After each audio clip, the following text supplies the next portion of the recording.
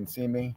Yes, and we are live, man. Back on the football card quest. We're also on the Ziggy No card quest with the Panini logo in the background, man. Super excited to talk to you today. Ziggy No is a experienced, very highly experienced card investor, collector, dealer, whatever you want to call him. He's a hobby enthusiast, one of the most passionate hobby enthusiasts that I know. And we are really excited to talk to you guys today about 2023 Prism football, the top ways that you can profit from this set, which is the flagship set. Ziggy, do you still think that Prism is the flagship premier set for football, like mainstream football? Yes, it is. It is right now. And what I think's beautiful, what I love, honestly, is that it's going to end, whether it's this year or next year. Like the future is going to be Chrome products. You're going to be Chrome NFLs coming. But right now, it's Prism. So, like, if you're looking for the rookie card, it's Prism. I love, and I'll tell you, here's another thing to think about. There's certain products that I love in football.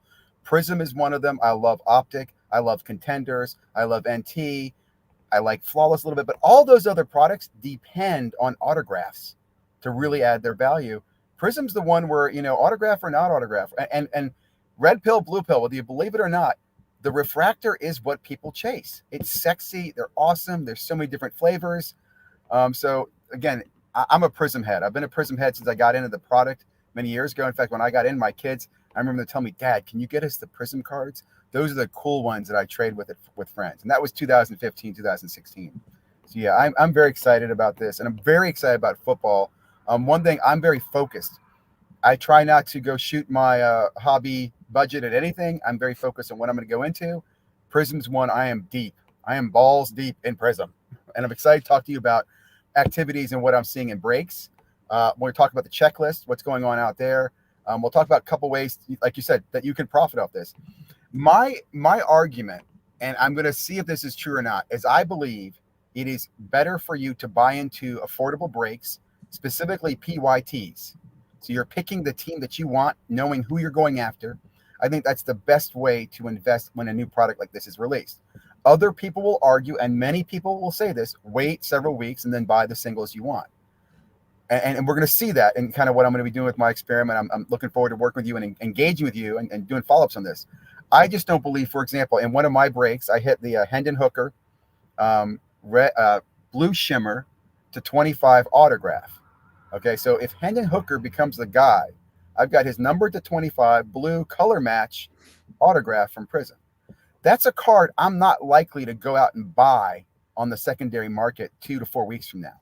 You know what I'm saying? I'm not likely to take that risk, that chance. But if I get him in a break, I'm super excited about. I become a Hendon Hooker and a freaking Lions fan. You see what I'm saying? And I could talk about the risk you calculate in getting into that. I was in 2 Hendon Hooker breaks. One I did well, one I did not. And a lesson learned was this was I got into the first 3 boxes of a 12-box case and hit the Hendon Hooker. And then I faded the rest of the case because in my belief, when you see one, you're not going to see a second in the product. That's not always the case, okay? Second product, I got into it. I bought the first half, didn't buy the second half. Wish I bought the second half, and I'll talk about that too. So let me pause, let you speak a little bit. Yeah, so I find this very fascinating because I've only ever done one break, and so people know, like, you buy a spot, whether you buy it off of eBay or from a distributor, their website, their Facebook, however you do it. I do a break for our premium members just at cost, just for fun and get them into the product, and I do it a little bit different with the fantasy draft, but the way you're doing it, are you buying into these breaks where you pick your team? Are you buying in through eBay, Facebook Marketplace, or how are you doing that? All the above. And I'll tell you again. So let me say this. First of all, I'm not recommending breaking to everybody. Okay. I do not recommend, if you're watching this, go out and break, do what Ziggy's doing. What I'm hoping to do is I'm hoping to share my knowledge, meet other people. I know there's a lot of people who do what I do, and create communities that talk about it, because I think what we do, people like myself, is we create great, safe breaking environments. I can tell you what's the difference between a good breaker and a bad breaker. And it's not about what cards he pulls, right? It's about his customer service. It's about his follow-up. It's about the way he treats the cards, right? There are a lot of things that go in a good breaker. I'll also tell you this too. When I'm looking for breaks like Prism and I go on my hunting, the most important thing to me is price and availability. It is not the breaker. And I'll tell you why. For example, when I get into a break, let's say I hit the black shimmer of whoever it might be. Yes, there is the risk. Is the breaker going to get me that card? Right? But that is the only risk I have. My money that I spent in the break, I can get that back if this guy decides to ghost me. Right? I'm not worried about losses of my investment in the breaks.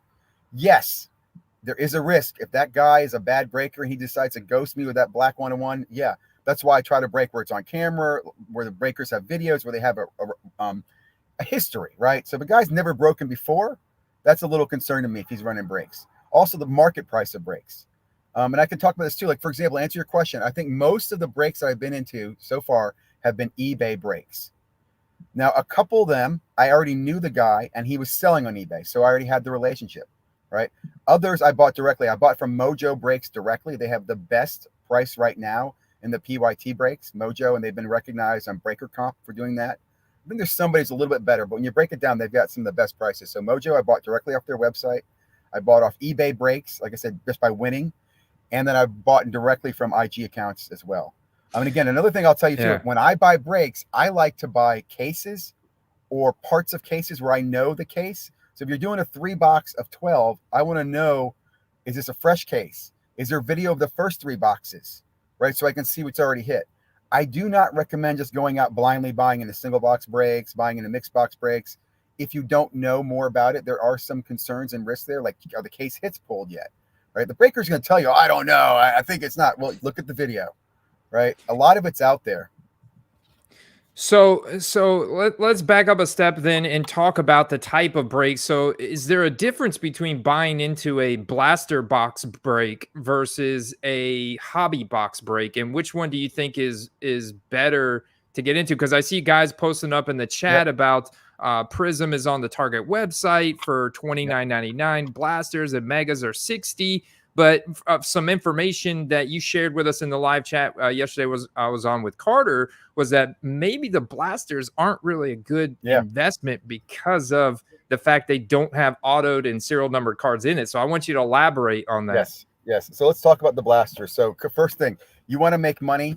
The best way to make money is go buy a couple cases of this product and start breaking it yourself for customers. And I'm not trying to promote kitchen breaking, but it's the easiest way people are making money on this product. And that is because you still can buy it online. They haven't sold out, which should be a concern. And there is such a hunger for this product that people will buy it. So right now I've been in, I think, and I can pull up a sheet here in a minute.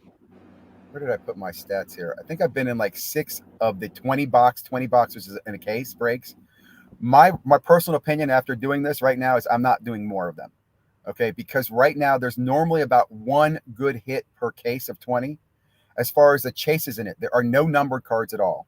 Okay, the chases that the case hits on it is either a red or a blue refractor. So you either get a solid red or a solid blue. One of those is in there. Sometimes there's a press proof as well. So the case hits are very, very rare, and they're just one of the 400 cards in the checklist. Right? There's no mangas to chase. There's no color blast. So right now, I probably gonna stick away from it. Now, what I will tell you, I'm still watching. If I want to buy Texans and do it cheap, I'm probably buying the Texans in a case break. I would not buy any other teams right now because the value is not there. And what I mean by that is if I hit the Texans, I've seen cases where you'll get 1 CJ Stroud. Right now, the last 4 or 5 cases, you're getting 1 laser per case, which is a little ridiculous of CJ. What's the Will Anderson hit rate been like? Because he's a early first round draft pick from the Texans who's had a great rookie season as well. He just put up 2 sacks this past weekend, and I see a lot more demand this year for defensive players like Will Anderson. This is why we need to talk more, because when you said his name, first thing I'm like, I don't know who the hell he is. Because when I prospect, I'm prospecting primarily on QBs only. I got you. Yeah. Now everything else backs it up and gives me support. For example, the checklist was not out on this product till yesterday, which is very frustrating. So I had to go blind into my first off the line breaks. But I knew you have Hendon Hooker and you have AR as live autos in the product, right? You got what's his name, Young, and you've got CJ as well too. But for me, I was going to focus on Hooker, or I was going to focus on AR. Hooker prices were cheaper. I was able to snag. I got into the first 3 boxes. Again, I should pull up my stats here. So I've got the checklist pulled up from Cardboard Connection, guys. So this Ziggy just let me know this dropped yesterday, which is great to know because, like, you know, we're looking for some more of these sleeper players. Like, I'm just curious. Like, I want to see I want to make sure guys like Devin Witherspoon, okay, of course, yep, he's in there. Some of these defensive players that Check are for really them. good. Check for them lower down in the insert set list. Are they in the mangas? Are they in the color blasts? There's another one at the very, very bottom, Architect. There's several of these weird sets they've got this year, and looking to see if those rookies are showing up in them. That to me is just as important to see if they're in the main list. So let me give you an example. I bought into 3 boxes. I bought the Lions, and first off the line, I paid $260 for them. $260 for 3. That's a quarter case, man. That's expensive. I ended up hitting in that several players. Who's the defensive end for the Lions? Beast defensive vet. You know I'm talking about? Hutchinson. I hit his card, and I hit him in the blue shimmer. So I got a color blast Hutchinson coming. I also hit the running back, not the rookie, Williamson, I think it is. Williams. I got his in a number to 10 gold, right? So those 2 cards are what I call icing, gravy. Then I'm not even hunting for them, right? I was hunting for Hooker. And then I got the Hooker shimmer on that. So to me, I'm focusing on Hooker. All those extra guys that you talk about are just collateral wins for me. That's what I'm saying. When I have your knowledge and the checklist, I'm able to then look, like, for example, Carolina. Lately, what I'm seeing is Carolina, you got Carolina and Mingo. Mingo's got inserts. I think Carolina's got color blasts. I think Carolina's in manga as well. Carolina's in a lot of other things. But there's no other backup for that. Detroit, to me, looks like a really good team because you got a potential, prospect quarterback, and you've got the tight end, right? And you've got the running back rookie. You've got some serious depth there in that team. Yeah, you really do. Yeah, you got the safety Brian Branch. You've got Jahmyr Gibbs. You've got Sam Laporta, who has been an elite rookie tight end. And you've got Hendon Hooker at backup quarterback, who's got serious future potential in the NFL with a great deep ball and everything. Well, I appreciate the super chat. We got a super chat from Kanon Salters. He said, I like Ziggy. We both focus on hookers like no other. Hookers, man. Very, hookers. Very clever there, Kanon. So I will say, so the next break I did was, I think it was 4 boxes, and I just had the hooker spot. I love saying that. Just had the hooker spot. No Lions on that. And that's a feast or famine, right? I think I paid $260 on that. It was 6 boxes the first off the line. Ended up only getting a few bases, got nothing out of it. And in that break, man, I saw a lot of duplicates. So first off the line has a lot of doubles in the same case. 2 Patrick Mahomes, 1 was to 25, 1 to 35. There were 2 Purdy refractors. There were 2 CJ Strouds, 1 to 175, 1 to 199 in the same half case. So the second half comes up, and I wanted to go for the hooker spot again. I love saying that, but got outbid for it. And to be honest, I was a pussy because I paid $260 the first time for it. I only was willing to bet $200 the second time. The guy got it for like $209. He gets a hooker autograph, and he got a hooker to 49 refractor in that second half. So that's one of those things where I say to myself, if you're going to chase a case and you're committed to the case in a position, you got to stay with it in that position. You know what I mean? Like, I've already paid $250, $260 for the first half. You got to be willing to pay the $250, $260 the second half. And this is where I'll say that when it comes to breaks, to me, breaking is a strategy. It's not something, and I don't mean this in the wrong way. A lot of people will go buy a break for fun. It's a chance. It's breaking. Let's first of all say this. Breaking is gambling. Yeah. Okay, so when you go to the casino, there's 2 types of people at the casino. There's a guy who's there for work, and he's got $100 to waste at the blackjack table, and he's going to waste it. And then there's the guy who lives in the casino, and he's making money. And it's the same way in breaking.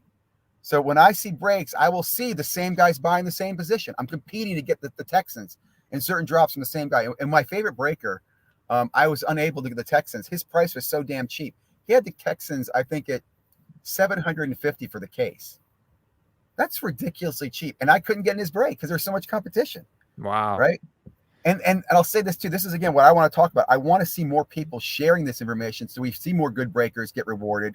We see, for example, you'll see cases of stuff going for, I think it was $11,000 to $8,000 based on the PYT. Shout out, by the way, to Break Comp. I love what they are doing for this industry because they are showing you what the different breakers are pricing at. They're showing you the per teams, like who can you get the best team for. Is that a website? breakcomp.com, I think it is. Yeah, they're a website. They're big on social. They are basically now focused at breakers, and they are advertising breaker pricing. Now, what's interesting here about this is you have 2 things going on. You have some breakers who are hiding their pricing. Leighton Sports Cards has blocked Break Comp from following them. They don't want break comp sharing their pricing. I think that's deplorable. I think that's just a shit move by Leighton to do that. Right? Mojo Break sees this as an opportunity. They are actually advertising, or not advertising, but they've been one of the top leaders, right? I don't know if they're advertising, but they recognize this is a way to sell their breaks. And you'll see different names on break comp, but they give you, again, the PYT price, the price for the Colts.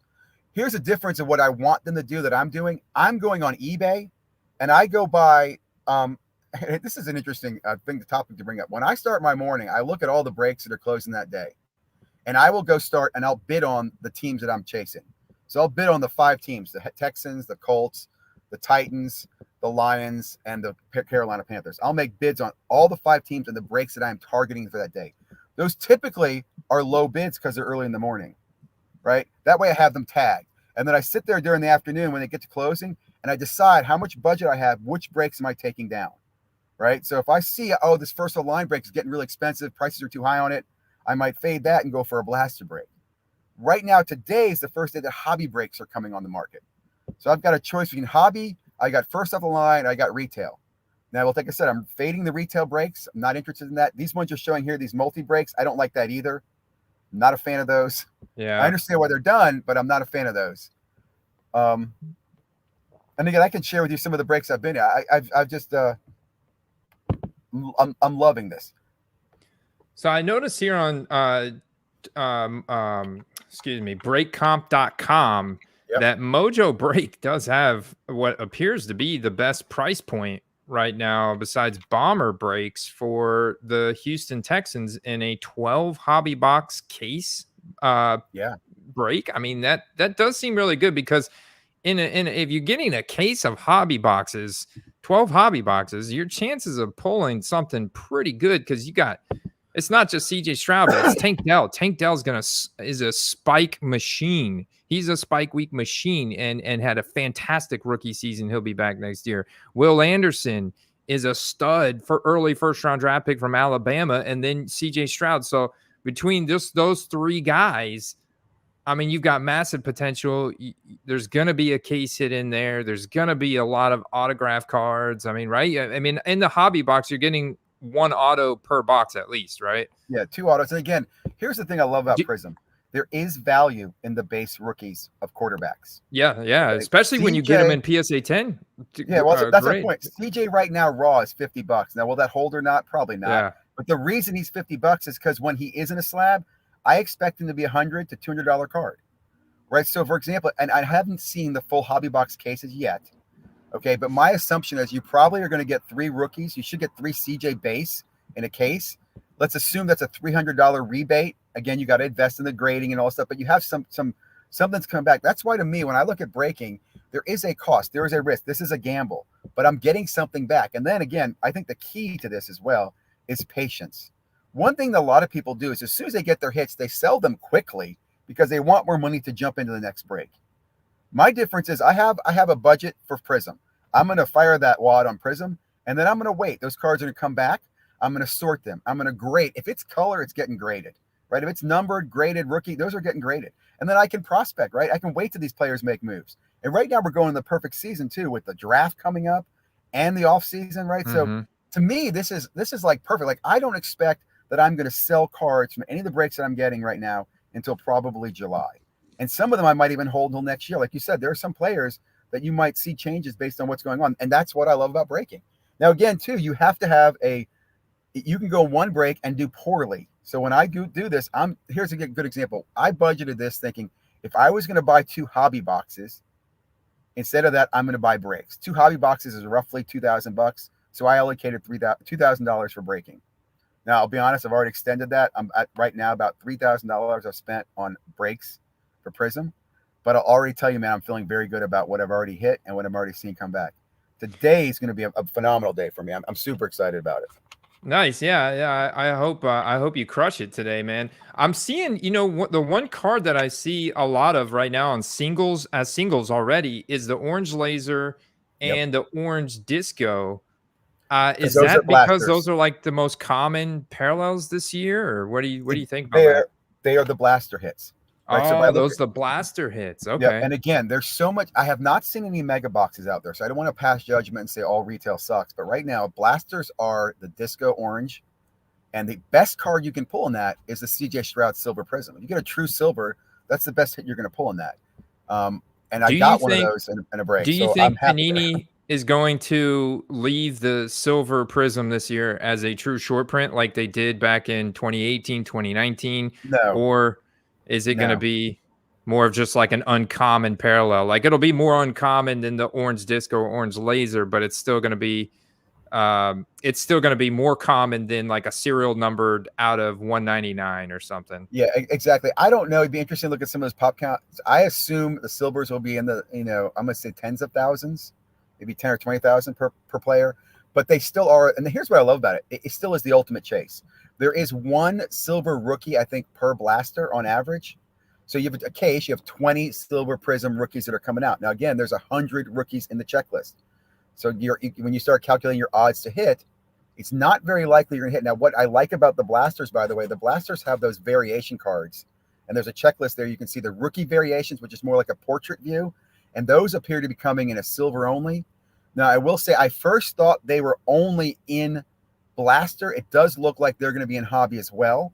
Because if you look at the checklist as well, checklist has them in a 101. Like, here's some interesting takeaways from the checklist. They're 101s in almost everything in this product. Like the RPAs have a 101, the inserts have 101s. There's 3 for the general checklist. So there's 3 101s. There's the no huddle 101, the shimmer 101, and the regular 101. So there's a lot of 101s in this. But the silver, I think, will be a great, because it's in all the products. Silver will be in your mega box. It's probably your cellos. It's in your hobby box. I think the key to silvers will be centering and getting PSA 10s versus PSA 9s. I think this would be similar like Burrow's year. We had a lot of them, but not many of them are gemming. Like I hit one. My biggest concern right now is the centering is not perfect. I'm going to get that to PSA as soon as I can and hopefully get an early grade. And I tell you too, I'd probably re-crack that thing again because to me, grading is subjective. It's not accurate. But and there's a big difference on prices like that as well. My hooker is a redemption, by the way. Hookers are redemptions right now, which is interesting, which means I'm going to have to redeem it, wait for it. I'm not that concerned about that because, like I said, I definitely think he's going to get his autos out, and it gives me some time to wait and get that thing graded. I like Hooker as a prospect as well because it looks like the Lions will do well. Let's say they go deep in the playoffs or were to win the Super Bowl. Goff's coming back. I think Hooker's got at least another year before he's out anyway, which gives you a lot of time for people to hype and prospect on him. And that's what I'm saying. It's a patient card to me to get. I think, and that's why I'm saying Lions are a fun team to buy into because you have those other rookies that you can make money off of, and you've got the hooker. I'm curious. I don't remember looking the checklist if you've got any Barry Sanders, if there's any other vets that could carry you on the mangoes or the color blasts. The dual color blast, that list is short. I think the big one that was there, CJ and Tank, are dual color blast. There's only like 5 or 6 dual color blasts. Like I said, this product's got some fun chases in it. The vertical color blasts I think are really cool as well. See, I see this comment from Mr. Reality here about this is how the hype began. Look, I'll say this. Prism is already hyped up. There's nothing that we could do that could possibly get it even more hyped or less hyped. I mean, look, Prism is already the top set when it comes to football cards, when it comes to mainstream football cards. So I don't think there's ever going to be a time where people don't care about Prism. Ziggy, what do you think there's ever going to be a time where people don't care about Prism? In the future, the hype will end when, like I said, when you have Topps Chrome coming out as the main line, we're going to have forgotten about Prism. And Prism and football do die down. So here, let's look at it like this. In 6 months from now, will this still be a popular product? Yes. But a lot of the players will see them perform, and you'll have changed the valuations of many of them, right? Now, in 2 years from now, let's say there's no Prism anymore. We still remember Prism? Of the good rookies, you will talk about them. When you want to go back, let's say CJ becomes a good quarterback 5 years from now, people are going to go back and look for his Prism card. They're not going to look for other cards. And more so, in my opinion, Prism, because there is no rookie autographs. They're not going to be talking about NT. So I don't disagree with people. Let me say this. Football has the hardest fall when it falls. Like the prices in football go up and down like like roller Yeah. coasters. That's what I love about it. And that's the thing. And this is another thing too. That's why people love football. The reason everybody goes, well, why do we spend so much money on football? Why do people prospect? Like I saw a video the other day on how much money's been wasted on quarterbacks. And the reality is it's because every now and then, unfortunately, it's more then than now, there's a Patrick Mahomes. And right now, there's nobody else in the market that's like Patrick Mahomes. And Patrick Mahomes might actually be Russell Wilson, right? We don't know. But because of that, people will continue to invest and prospect in quarterbacks, and quarterbacks will then float other players. Like if a good wide receiver gets a good quarterback, you're going to see his price spike, right? So it's a fun market, man. It is what it is. Like I said, I focus on certain products. I don't do Mosaic. A lot of people argue Mosaic's a great product. I don't like Mosaic. It doesn't hold the same value.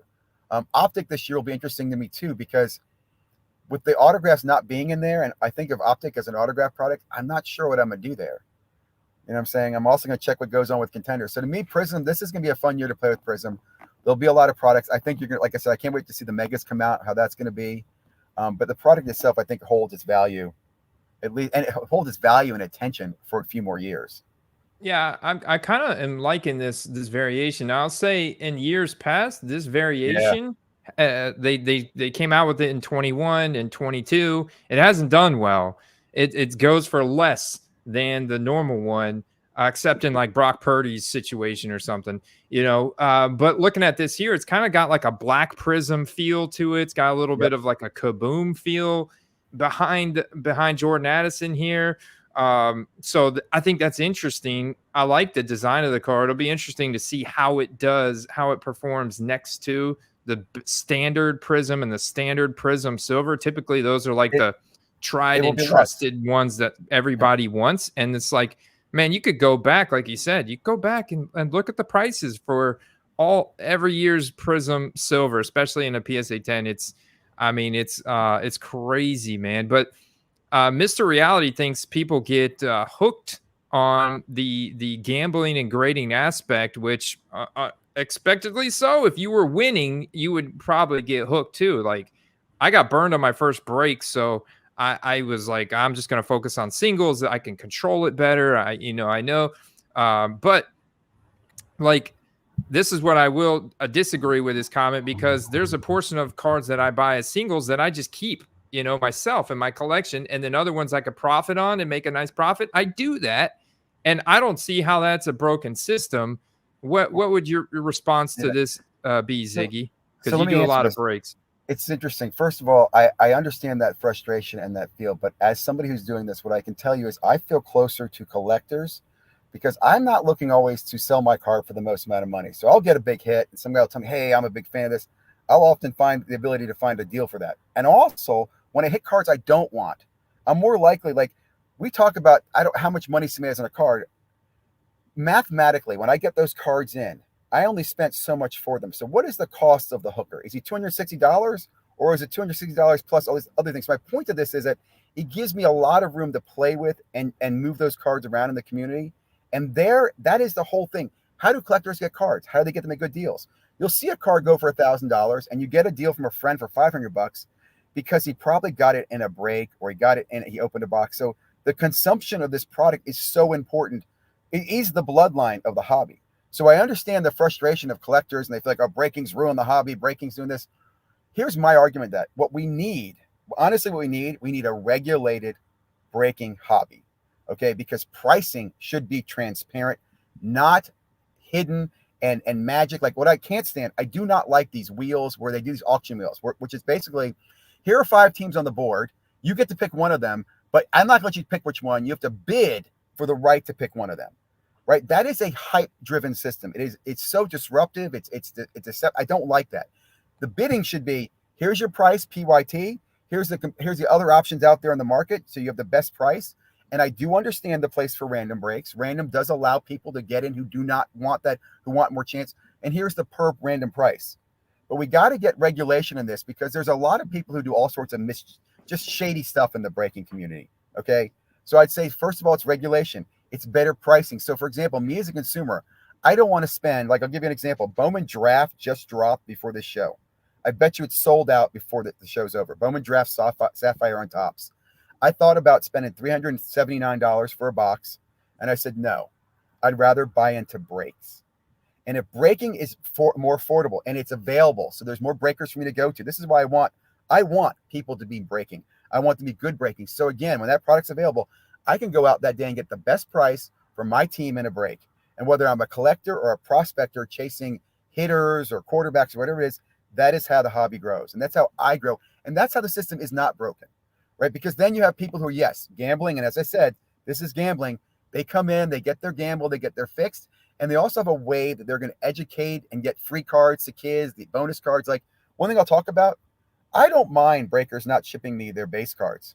I don't want the damn base cards most of the time. I'm talking like vet base cards, rookie vets. I want a rookie base. I want to know they're going to a kid or they're getting donated. They're not going into repack is my point, right? So again, if we have a community where we're talking about, hey, of all the breakers out there, all your base cards, you should send them to this school. Like, here's a great idea. Wouldn't it be great if all the base cards of the Carolina Panther Donruss cards got sent to all the hospitals around the Carolina area? So when those players come in to meet the kids, they can grab out of a box their vet cards, sign them, and give them to the kids. Right? Those are things that the breaking community and we as a regulated community could do, right? Make better efficiency of this system. Another thing I'll say too, I believe, like I said, I'm not the only one doing this. I believe there are groups, there are guys, and I know this, right, who get in teams and they go hunt big cards in the thousands. Like they'll buy the Texans for $1,000 a case in 10 or 15 cases chasing big hits. I don't have the budget to do that. That's why I chase the Lions or I chase the Colts and certain ones. But this thing, it is what it is. So I think we need to recognize what it is, accept it. Like I'll make this argument. Breaking is the future. Local card stores are not. If you're going to open a business in sports cards, I recommend opening and breaking. I don't recommend opening a local card store. You're going to compete in overhead, so many other theft, break-ins. There's so many other challenges there. So I'm a big Are you fan concerned at all about Fanatics, like the rumors I guess I've seen on Twitter about Fanatics or Tops controlling which breakers get loaded boxes and this kind of thing versus like, so then it becomes kind of like a monopoly to where you have to go to this one breaker if you want to have a chance of getting a decent hit, because if you go to these other guys, then yeah, it might be a little bit cheaper, but they're not getting the loaded boxes. They're not getting as good a product. Or do you think it's completely random? And you think maybe Panini does a good job at this, but Topps doesn't. What's your thoughts on that? So to answer your question, these are valid concerns. And to answer them is through transparency and regulation. Okay, I do not believe it's in Fanatics' best interest to send them to Mama Breaks only on Fanatics Live, so you have to pay her the most money to get in the break. That's not the way to grow the hobby. I believe, and they know, they'd rather there's 15 Mama Breaks all having product available at a competitive price where everybody's making a little margin, and I, the consumer, feel like it doesn't make a difference which one I go to. So to answer that, I applaud Fanatics for mentioning the fact they're bringing in third-party auditors for the distribution system. That needs to happen. Like I said, let's start with, if I got in a regulation, and here's where I think is missing. Fanatics went out and talked to a bunch of breakers when they built Fanatics Live, and they went on breakers' recommendation. And here's what I'd say to Fanatics, and I've reached out to Fanatics. I met them or met people at the booth. Talk to me and people like me who buy in the breaks. Let us explain to you what needs to be in place. Like I said, it should be PYTs only and randoms. You shouldn't have those damn auction things. And the auction things are happening because some breakers are starving and can't make money. So we can fix this by getting allocated product or the right product to the right breakers who are breaking in the right volumes and have the customers. My point is, if you get that, if you start by having consumers involved in this process, then my next piece is, yes, we want to see audits of your distribution process. You should be sharing with me mathematically how many Prism Silvers has Mama Breaks pulled on Fanatics Live versus Joe Schmo at wherever else. All those numbers should be there. The data companies are collecting that stuff, right? So again, if this stuff is transparent and you look at gambling, this all happens in gambling. When you get on your DraftKings app or you get on your MGM app, you have confidence. Why do you have confidence? It's a regulated industry. Government's involved. My credit card's protecting me. I'm not worried that some bookie's going to come break my leg or I'm not going to get paid out at all. So give me the same confidence in sports cards that I have in gambling. And I have to, again, I'll tell you guys, that's Fanatics' plan, in my opinion. Their whole on-demand, the Tops now, every card is a chase card, right? Autographs are chase cards. They are not going to grow this hobby through collectors. And collectors don't want to hear that. It's not they don't like collectors. But I'll give you a good example. Go watch the movie. There's two movies. There's one out on the Beanie Babies, and there's one out, I think, on Pez dispensers. And the reality is the corporations appreciate collectors because collectors create third-party value, but they don't care about them. They're not going to let a collector dictate to them how much they can print or how much they can manufacture or whatever. So again, I hate to say this, it is going to be people, new kids, transient people coming who like gambling, who are at the stadium, who want to go chase their favorite team, chase their rookie. And that is why you have dude, I forget the guys who are coming on to Fanatics Live. Dude something, the influencers. You're going to see more of that. And I'm not against that. I just want it to be regulated. I want it to be confident in the system. I don't want to be worried about distribution. Right now, I'm not. Like I said, I buy breaks because I don't believe I'm going out there to hit the white whale, right? I'm not trying to hit the one of one Tom Brady, but I would go into Tom Brady breaks to go get Tom Brady refractors. You know what I mean? Like I'm chasing rookie quarterbacks for their silver prisms on any color. I'm not chasing it for the finites.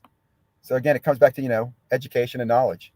Yeah, and like, look, we've said it already on here before, but it's totally gambling. And you're chasing, like we mentioned, it's chasing, and that can be addictive.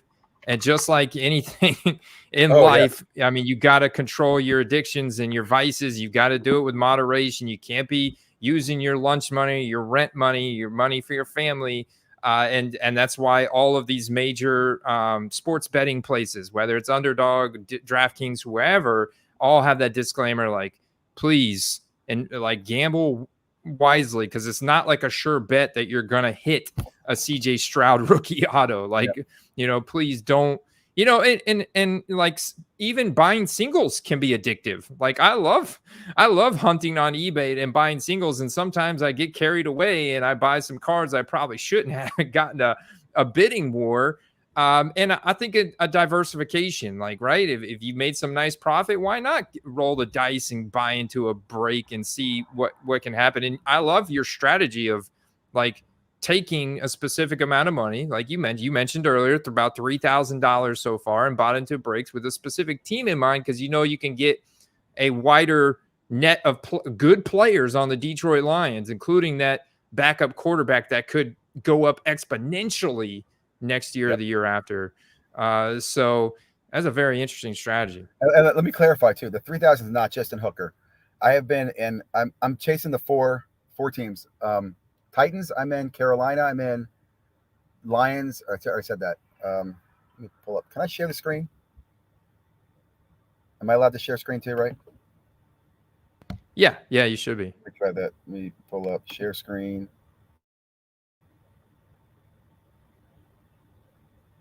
I'll do entire screen. I'll show you what I'm into right now.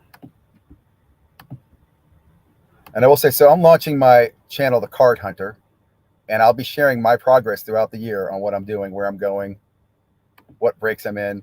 Okay, so can you see this right now? Are you seeing anything? Let's see. Let's add it. Here we go. Okay. Is this big enough? Yeah, that looks pretty good, man. So real quickly, blue are hobby boxes, and these are going on today. So I'm in Mojo breaks. I got the Colts full 12 box break, $5.50 on that one. I have Carolina and the Titans in a 4-box break. This is in bargain box breaks. He has the best prices anybody out there. Bargain box breaks. You'll see him in break comp. He's very hard to get in his breaks because his prices are so damn good. And he's one of the best breakers because he's honest with you. Like when you pull cards, he doesn't bullshit you and go, oh, that's $1 million hit. It's like, boy, that hit sucked. So one of my favorite breakers. Fishing Wax is IG and eBay. And you see I did a lot of these blaster breaks. Yellow are blaster breaks. Mm-hmm. And the green are my first off the line. So I did the Lions early on for first off the line, right? Make $500 into that. And then I just got into the Colts, and this break is tomorrow. This is the breaker north of 7. This is one I've never used before. Found him on eBay. He's got a history, so I'm not that concerned about this. On the left-hand side, I have kind of notes of my hits. Now I have here Skunk. Skunk doesn't mean I got nothing. It just means I didn't get anything shiny or notable of the QB variation that I was targeting. Right. Yeah, so, but you could have like with the Colts. Did you get any Josh Downs or Evan Hull maybe? Exactly. That's what I'm saying. I got other cards, but to me, that's what I'm saying. From my notes, there are simply I did not hit a silver of the rookie I'm chasing, of the quarterback, of the primary quarterback. Yeah. Your strategy in these breaks is similar to mine with with singles, because I would not be targeting CJ Stroud right now because he's the most expensive player. Granted, yeah, he's going to be very close with Puka Nacua for the Rookie of the Year award. They're both been phenomenal rookies, but I like to buy cards exponentially lower, so that way when they do break out or have that spike week, I can flip them for a nice profit. So that's like my primary angle of attacking the market. Then I'll hunt down the auction. So I would be targeting Will Levis. I would be targeting Bryce Young. I will be targeting Anthony Richardson and those skill position guys that you can kind of build around them. So with the Titans, it's Tyjae Spears. With the Panthers, it would be Jonathan Mingo. With the Texans, I'll target Tank Dell instead of CJ Stroud because Tank Dell's season's done. He's injured. So I like taking Andy, that angle on sorry it to bother for you. sure.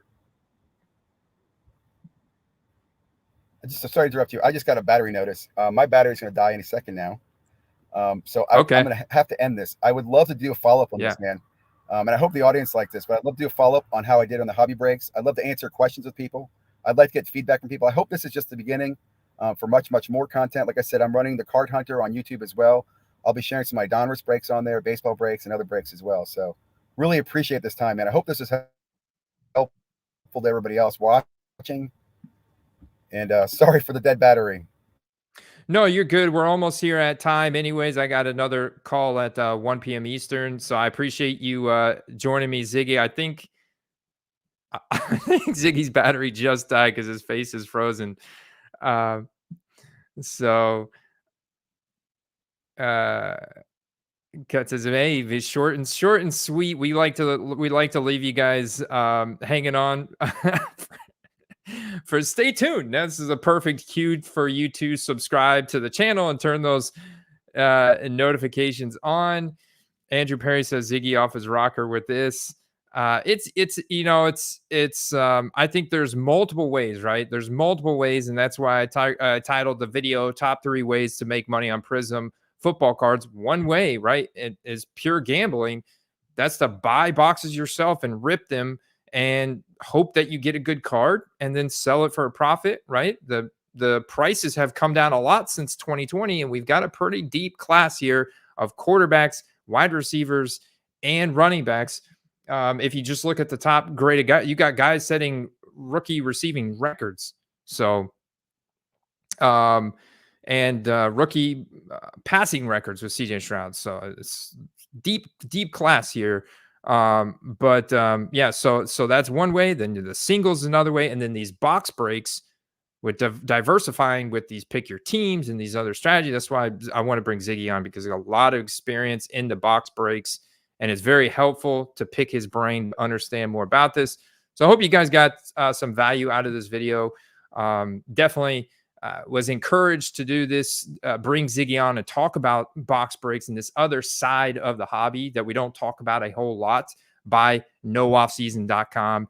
And of course, we're part of the nooffseason.com sports card network. So if you're interested in anything else outside of football, definitely check them out.